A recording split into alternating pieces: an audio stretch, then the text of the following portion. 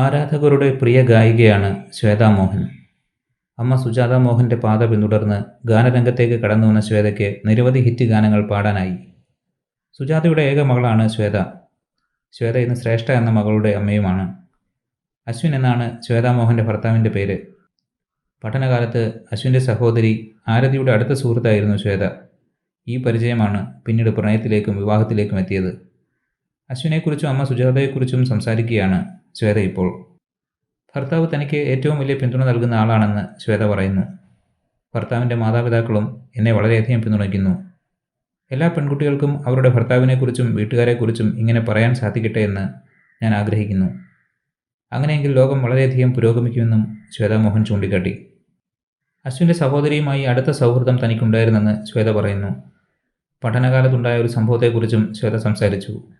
ഒരു സംഗീത മത്സരം ഉണ്ടായിരുന്നു. അതിനായി തയ്യാറെടുപ്പ് നടത്തി. ഞാൻ നന്നായി പാടി. സമ്മാനം ലഭിക്കുമെന്ന് കരുതി. സമ്മാന പ്രഖ്യാപനം കേൾക്കാനിരുന്നു. 3ാം സമ്മാനം ഒരാൾക്ക് ലഭിച്ചു. എൻ്റെ കൂടെ ആരതിയും അന്നുണ്ട്. 1ാം സമ്മാനമോ 2ാം സമ്മാനമോ ഞങ്ങൾ ഉറപ്പിച്ചു. എന്നാൽ 2ാം സമ്മാനം ഒരാൾക്ക് ലഭിച്ചു. 1ാം സമ്മാനമോ എന്ന് ഞങ്ങൾ അതിശയിച്ചു. എന്നാൽ 1ാം സമ്മാനത്തിന് വിളിച്ചത് മറ്റൊരാളുടെ പേര്. എൻ്റെ മനസ്സുടഞ്ഞു.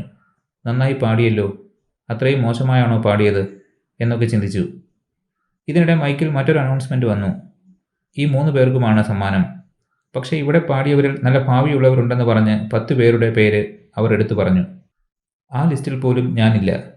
മനസ്സുടഞ്ഞ് ഭൂമിക്ക് കീഴെ പാതാളത്തിൽ പോയി. എൻ്റെ സ്വപ്നങ്ങളെല്ലാം പോയി. പാട്ടൊന്നും വേണ്ടെന്ന് തോന്നി. വല്ലാതെ കരഞ്ഞു. എൻ്റെ കരച്ചിൽ കണ്ട് ആരതി, നിന്നെ ഇങ്ങനെ വിട്ടുപോകില്ല, എൻ്റെ കൂടെ വീട്ടിലേക്ക് വാ, അവിടെ നല്ല ഗാർഡൻ ഉണ്ട്, റിലാക്സ് ചെയ്യാമെന്ന് പറഞ്ഞു. അങ്ങനെ അവളുടെ വീട്ടിലേക്ക് ചെന്നു. വാതിൽ തുറക്കുന്നത് അശ്വിനാണ്. ആ ദിവസം എനിക്ക് മറക്കാൻ പറ്റില്ല. എൻ്റെ ജീവിതത്തിലെ നല്ല കാര്യവും മോശം കാര്യവും ആ ദിവസമാണ് സംഭവിച്ചതെന്നും ശ്വേതാ മോഹൻ ചൂണ്ടിക്കാട്ടി.